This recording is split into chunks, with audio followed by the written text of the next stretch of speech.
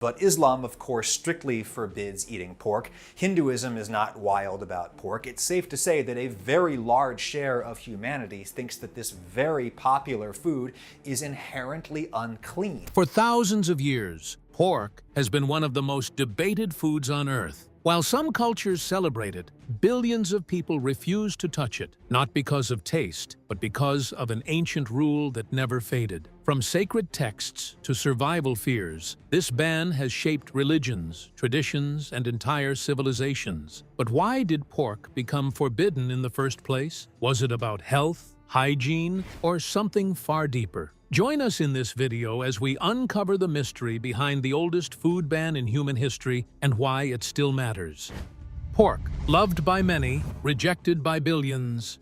Pork holds a strange position in human history. It is the most widely eaten meat on Earth, making up more than a third of all global meat consumption. In places like China, pork is more than food. It shapes language, traditions, and daily life. Yet at the same time, nearly a third of humanity refuses to eat it at all. Judaism bans pork. Islam bans pork. Many Hindu traditions strongly discourage it. When very different belief systems agree on the same restriction, it suggests something deeper than coincidence. But shared belief does not mean a shared starting point. These bans did not appear suddenly, and they were not clearly explained when they were first written down. The earliest written pork prohibitions appear in the Hebrew Bible, especially in Leviticus and Deuteronomy, compiled during the first millennium BCE. These texts declare pigs unclean because they have split hooves, but do not chew the cud. The description is accurate,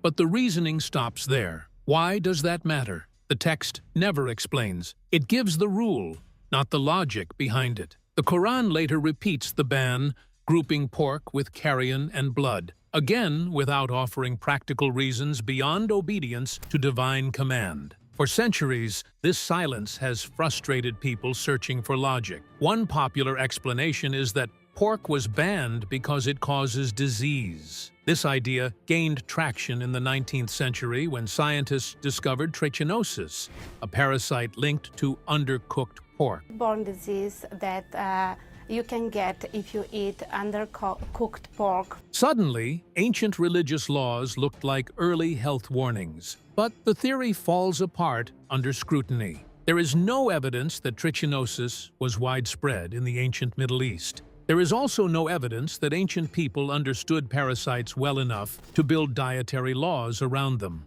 Other meats carried far deadlier diseases, like anthrax, which ancient societies clearly recognized. If health were the main concern, pork would not stand out so sharply. Anthropologists agree that pork was not uniquely dangerous. Anthropologist Marvin Harris made an uncomfortable but important point. All domesticated animals have made humans sick. Cows, sheep, goats, and chickens have all spread deadly diseases throughout history. In ancient societies without refrigeration, sanitation, or medicine, every animal carried risk. If pork had been banned purely for health reasons, many other animals would have been banned too. They were not. This is where the explanation becomes more complex. Environmental pressure may have turned pigs into a poor economic choice. Pigs cannot eat grass. They rely on grains, roots, scraps, often the same food humans eat. In forested regions, pigs are efficient and useful. But in dry, deforested environments like the ancient Middle East, pigs became a burden. As populations grew and cities expanded, pigs lost access to shade and natural food. They ended up in crowded urban spaces, feeding on waste and competing directly with people for grain. Pigs also need mud to cool down because they cannot sweat. In hot cities, this made them appear dirty, smelly,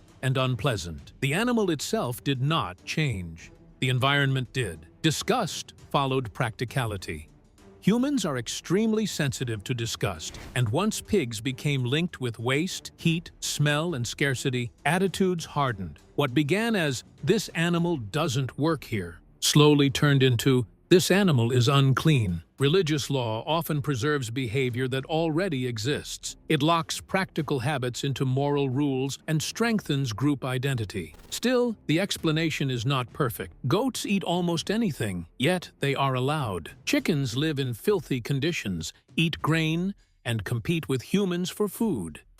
Yet they are allowed. Some scholars believe chickens replaced pigs because they were smaller, produced eggs, and were easier to manage in hot climates. That may explain pork's decline, but not the intensity of the ban. Once pork became forbidden, it turned into a powerful identity marker. Archaeology shows pig consumption never fully disappeared. Some ancient Israelites ate pork. Laws are rarely created to ban something no one is doing. Over time, avoiding pork became a way to separate us from them, Israelites from the Romans, Muslims from Christians. Food became a boundary. Once tied to identity, the taboo no longer needed logic. It survived on meaning alone.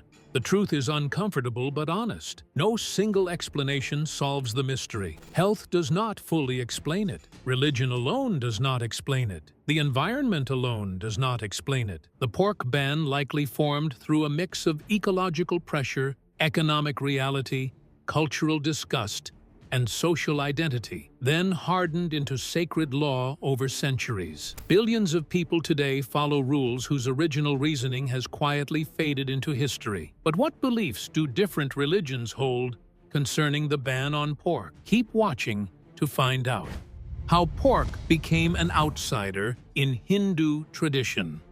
So where did the pork problem really begin? In Hinduism, the answer is complicated. Hindu belief is not built around one rulebook or a single authority. It is a vast mix of philosophies, regional customs, myths, and local habits. Unlike beef, which became taboo because of the sacred status of cows, there is no single Hindu text that clearly bans pork for all followers. The earliest sacred writings, the Vedas, compiled between roughly 1500 and 500 BCE, describe a society very different from modern Hindu life. Animal sacrifice was common, and meat consumption was not rare. These texts even mention cattle and wild boars being offered in rituals. At that stage, there was no universal rejection of pork. Over time, things changed. As Hindu philosophy evolved, ideas such as ahimsa, nonviolence, and compassion toward living beings became more influential. These ideas gradually shaped everyday behavior, including dietary habits. Vegetarianism began to grow as an ideal, especially among higher castes and religious communities. Cows became strictly protected, while other animals were quietly pushed out of favor. Pork, along with certain meats, started developing a negative image, particularly as concepts of cleanliness and ritual purity became more central to religious life. Regional history also played a role. In parts of eastern India, such as Bengal, pork was once eaten by royal courts. But these habits faded by medieval times. Hindu food practices have always been deeply tied to geography, environment, and cultural contact. They are not just about scripture. What people ate depended on what was available, what was considered safe, and who their neighbors were. This is where Islam enters the story. Islam strictly forbids pork, and as Muslim rulers and communities settled across the Indian subcontinent, food habits began to shift. Over time, pork became linked with marginalized groups and lower castes, while upper caste Hindus avoided it. Food boundaries hardened, and pork was increasingly seen as socially unacceptable rather than simply unpopular. There is an ironic twist here. Wild boars actually hold a powerful place in Hindu mythology. One of Lord Vishnu's avatars, Varaha, takes the form of a boar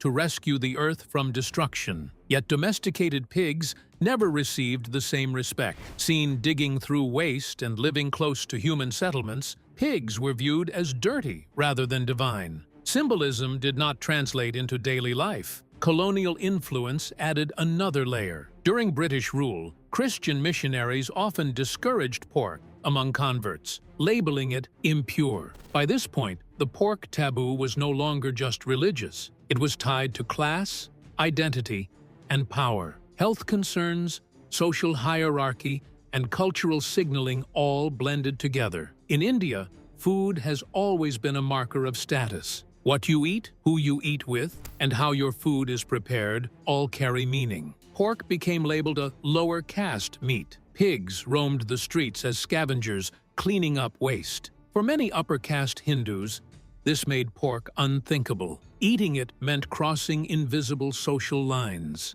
Even language absorbed this attitude. Insults and sayings comparing people to pigs became common, reinforcing the idea of filth and bad behavior. Even today, pork is more likely to appear in the diets of tribal communities or Dalits, now officially called scheduled castes, than in the homes of Brahmins or families following a sattvic diet focused on purity and balance. Ritual purity plays a major role. Temple kitchens have strict rules about what foods can be offered to deities. Pork never qualifies, nor does beef. In some households, even garlic and onions are avoided during fasts, based on the belief that food affects both body and spirit. Festivals reflect these values. During Diwali or Holi, feasts revolve around sweets, vegetarian dishes, and mild flavors. Families that do eat meat often choose chicken, lamb, or fish. Pork remains absent, more out of tradition than written law. Today, those boundaries are slowly shifting.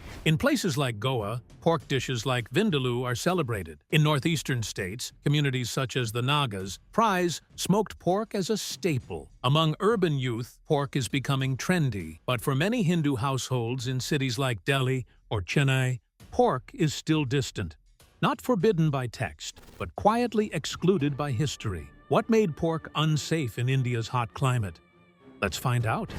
Cleanliness, climate, and the pork problem. Hygiene may sound like a modern concern, but in ancient India, it was a daily reality. Long before refrigeration or modern food safety, raising pigs came with real risks. Pigs root through filth and eat almost anything, discarded scraps, and far worse. In hot, tropical climates, that behavior made pork difficult to store and risky to consume. Parasites and disease spread easily in warm conditions, and pork earned a reputation as a dangerous meat long before anyone understood germs. This pattern was not unique to India. In warm regions across the Mediterranean and the Middle East, pork slowly disappeared for similar reasons. Strict dietary rules developed as survival strategies, protecting communities from foodborne illness. Many Jewish and Muslim laws surrounding pork likely grew, at least in part, from these concerns. Over time, those attitudes spilled across cultures, reinforcing existing suspicions about pigs in India as well. Leviticus and Deuteronomy say pork is bad because pigs have a cloven hoof but don't chew their cud. Here's a striking detail. India reports far fewer cases of trichinosis, a parasite linked to pork, than countries where pork is widely eaten. Chicken and mutton still cause food poisoning outbreaks, but pork's near absence from mainstream markets quietly eliminates one entire category of risk. That caution has stuck. Even today, pork occupies a tiny corner of Indian supermarkets, usually limited to imported bacon or sausages aimed at a small urban audience. Not everyone agrees that health was the main reason pork vanished. Some food historians argue that religious politics played a bigger role, but the outcome is the same. Compared to East Asia or the West, pork never became a mainstream Indian staple. That doesn't mean it disappeared entirely. Pork simply went regional. In northeastern states like Nagaland and Mizoram, pork is central to daily life. Tribal communities such as the Bhils and Gonds have long included pork in festivals and rituals. In Goa, pork vindaloo, introduced by Portuguese colonizers in the 16th century, remains iconic, rich with vinegar, garlic, and spice. Christian communities in Kerala and Mangalore cook pork dishes like sorpotel and homemade sausages. In parts of Bengal, wild boar is still hunted, often tied to spiritual traditions. Anglo-Indian cuisine, shaped by British Indian families, openly features pork and beef as staples. modern migration is reshaping the map again. Chinese and Tibetan restaurants across major cities serve pork momos, chili pork, and ribs to curious young crowds. Food delivery apps show pork consumption rising in wealthy urban centers. Social media overflows with bacon tacos and pulled pork sliders. Still, the numbers are clear. A 2022 National Family Health Survey found fewer than 5% of Hindus eat pork regularly, compared to over 70% who consume chicken or fish. Pork remains a curiosity, not a tradition. When it appears today, it's usually about global taste, not forgotten customs. How did caution turn pork into a taboo? Stay tuned to find out. How a quiet taboo shapes everyday Indian life. The Hindu tradition of avoiding pork reaches far beyond home kitchens. It quietly influences the entire Indian food landscape. Flip through popular Indian cookbooks, and you will rarely find pork recipes. At large Hindu weddings, even luxury hotel chains avoid serving pork altogether. Street food tells the same story. In many parts of Asia, pork is a street food staple. In India, vendors lean heavily on chicken, eggs, or vegetarian fillings instead. This avoidance shapes the meat trade as well. In regions where Hindus form the majority, local butchers often don't handle pork at all. Muslims avoid it for religious reasons, and Hindu vendors usually stick with chicken, fish, or mutton. The result is simple economics. Pork is harder to find, costs more, and is often less fresh. Over time, it becomes a niche product aimed at a small, specific audience rather than a daily staple. These food boundaries also influence social life. When Hindus gather with Muslims or Christians, menu planning becomes an act of diplomacy. Hosts focus on foods everyone can enjoy. Grilled kebabs, spicy paneer dishes, biryani without pork, and crowd pleasers like chaat take center stage. Pork is quietly removed from the conversation to keep things comfortable and respectful. No speeches, no arguments, just an unspoken agreement. Younger generations are slowly challenging old food rules. But change moves at a cautious pace. Western cookbooks and social media glamorize bacon, ribs, and pulled pork. Yet many Indian home cooks experiment by swapping pork for chicken, or even jackfruit. Curiosity exists, but habit runs deep. During pandemic lockdowns, searches for pork recipes spiked in major cities. But once normal life returned, butter chicken and street chaat reclaimed their place. So why do many Hindus avoid pork? There is no single answer. History, health concerns, caste dynamics, and tradition are tightly woven together. It is partly about religion, partly about practicality, and deeply about identity. In India, food is never just food. The more you explore Indian cuisine, the more you notice it, not through loud prohibitions, but through the quiet way menus and kitchens reflect centuries of belief, adaptation, and belonging. But pork taboos extend far beyond Hindu kitchens. Keep watching to find out how far. Pork as identity, the Jewish line that held. Jewish dietary law, known as kashrut, has long forbidden the consumption of pork. More than just a food rule, this ban became one of the strongest cultural markers of Jewish identity. Scholars have noted that an aversion to pork often survived even when other religious practices faded. For many Jews, refusing pork wasn't only about faith, it was about belonging. Across centuries of migration, persecution, and assimilation, pork remained a symbolic boundary between Jews and surrounding societies. Today, Jewish communities differ widely in how strictly they follow this rule. Religious denomination, family tradition, and personal belief all play a role. Among Orthodox Jews, however, there is little ambiguity. Keeping kosher is a religious obligation, and pork is completely forbidden under halakha, Jewish law. Surveys consistently show that roughly 95 to 99% of Orthodox Jews maintain kosher homes and avoid non-kosher foods. That translates into virtually zero pork consumption among observant Orthodox Jews worldwide. This strictness is remarkably consistent across borders. Whether in Brooklyn, Paris, Moscow, or Jerusalem, Orthodox Jewish households follow the same rule. Pork is not eaten knowingly, and pork products are excluded entirely. An Orthodox Jew who consumes pork would be considered an extreme exception and likely not strictly orthodox in daily practice. Conservative Judaism also teaches that kashrut, including the ban on pork, is binding. In theory, pork remains forbidden.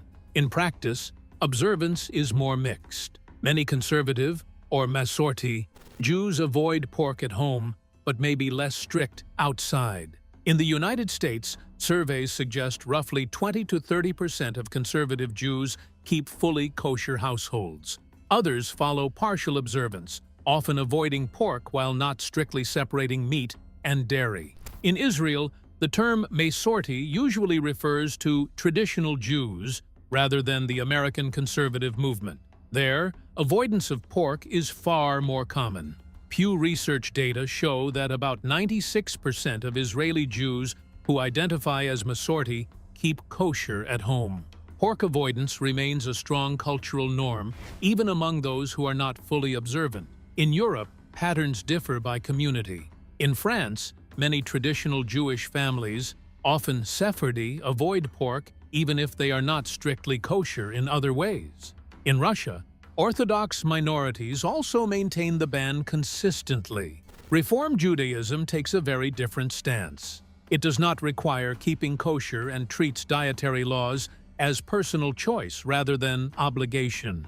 Historically, early Reform leaders openly rejected food restrictions, famously symbolized by the 1883 Trefah banquet, where non-kosher food was served intentionally. That break with tradition reshaped attitudes for generations. Today, many Reform Jews eat pork without hesitation. Surveys show that only about 7% of American Reform Jews keep kosher at home. Among secular or non-religious Jews, pork consumption is widely accepted. Still, the fact that pork remains such a clear dividing line across denominations shows how powerful this ancient taboo remains, not just as law, but as identity. Even today, pork still shapes Jewish identity deeply. How? Let's find out. Pork, culture, and the modern Jewish identity. Even among Reform and secular Jews, pork still carries symbolic weight. Some Reform Jews choose to avoid it for cultural or ethical reasons rather than strict religious law. They may remember grandparents who kept kosher or feel that eating pork violates a sense of Jewish identity. While this avoidance is far less common than among Orthodox or conservative Jews, personal upbringing often plays a decisive role. For secular Jews, who identify culturally or ethnically as Jewish but are non-religious or non-practicing, attitudes toward pork are highly varied. Some eat it freely, while others avoid it out of family habit or symbolic tradition. Historians note the pig has long been a potent symbol of otherness and taboo. One remarked that even many secular Jews feel a twinge of guilt or discomfort eating pork. In Israel, the influence of culture is clear. Among the secular Jewish population, known as Hiloni, about 67% refrain from eating pork, according to Pew Research. Part of this is historical. Pork was traditionally scarce in Israel, reinforcing the taboo culturally, even beyond religious law.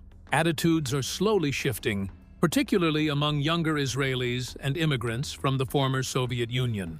Among Israeli Jews who speak Russian, nearly half, 47%, admit to eating pork, reflecting changing tastes and less rigid cultural expectations. In the United States, secular Jews are even more flexible. Around 65% of non-Orthodox American Jews report eating pork regularly, seeing it more as personal preference than moral or religious concern. Regional and cultural backgrounds further shape habits. In France, Jews of North African descent often avoid pork culturally, regardless of religious practice. Conversely, Russian secular Jews tend to consume pork freely, a legacy of secularization during Soviet rule. Across communities, pork continues to symbolize identity, even when religious obligation is absent. In Israel, debates over pork have been particularly visible. Since the founding of the state, pork has been politically and culturally charged. Pigs carry deadly parasites like trichinella, killing entire villages. The Pig Prohibition Law of 1962 outlawed raising pigs and restricted pork sales within Jewish communities. These rules were less about public health and more about maintaining a cultural and religious boundary. The controversies highlight the tension between secular and religious populations. In cities with large secular populations, discrete pork sales are tolerated, while religiously observant areas strongly oppose any public availability. Pork, though just a food, remains a marker of faith, culture, and belonging in modern Jewish life. But pork still sparks tension across generations today. Why? Stay tuned to find out.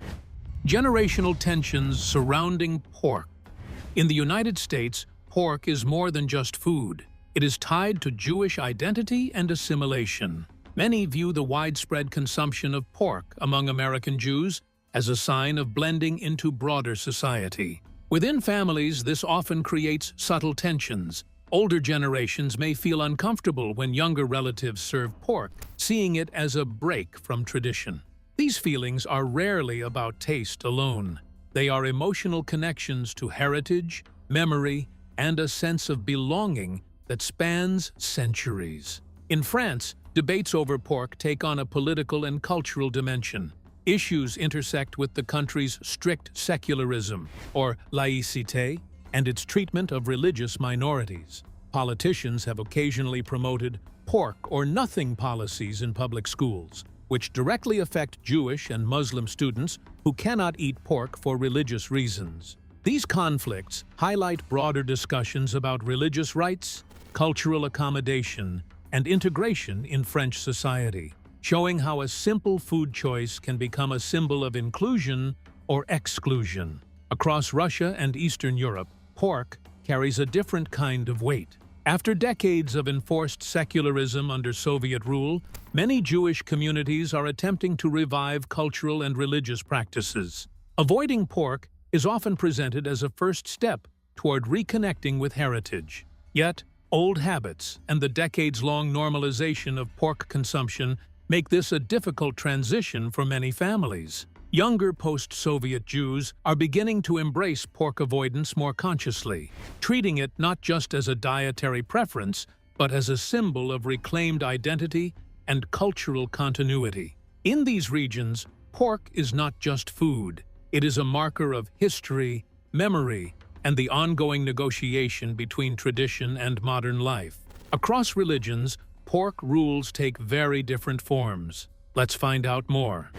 Pork and Islamic law, forbidden but conditional.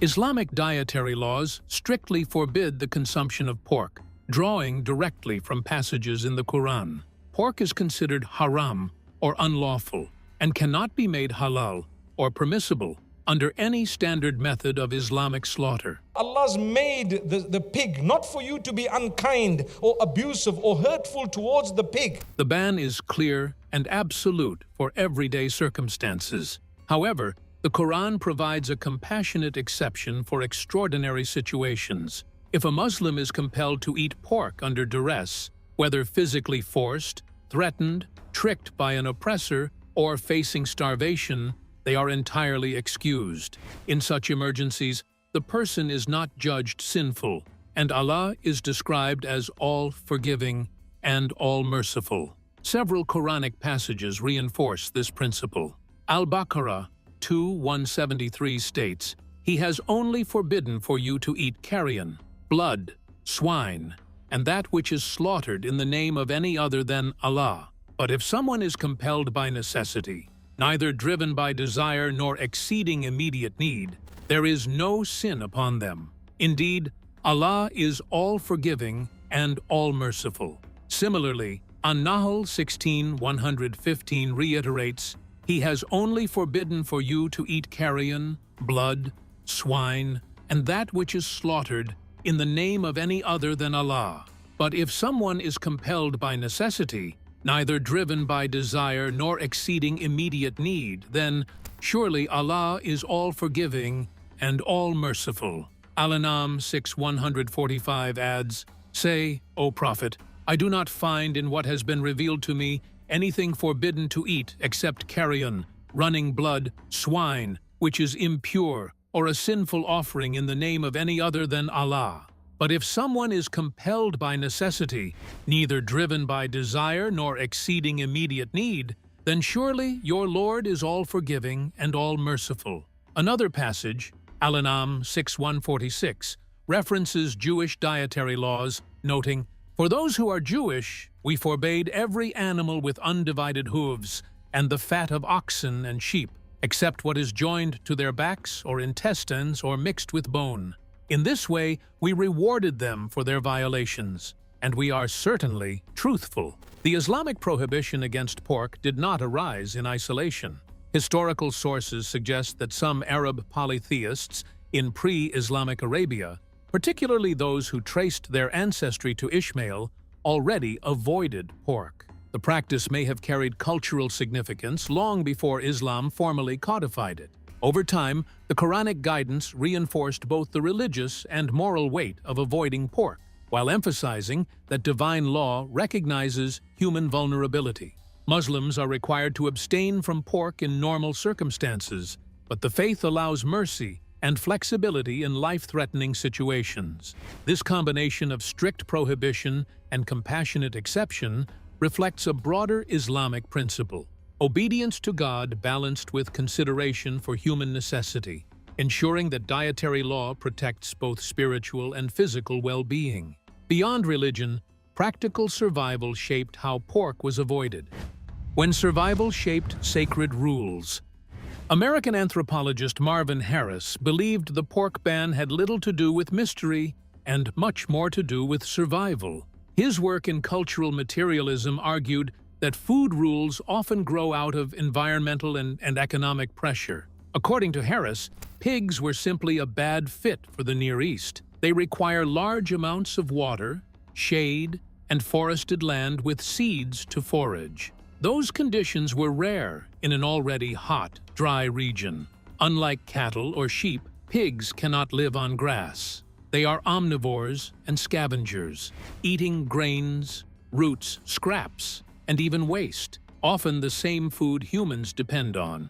Raising large numbers of pigs in such an environment could damage fragile ecosystems. Forest loss, water scarcity, and growing populations meant pigs became expensive to maintain and harmful to long-term survival.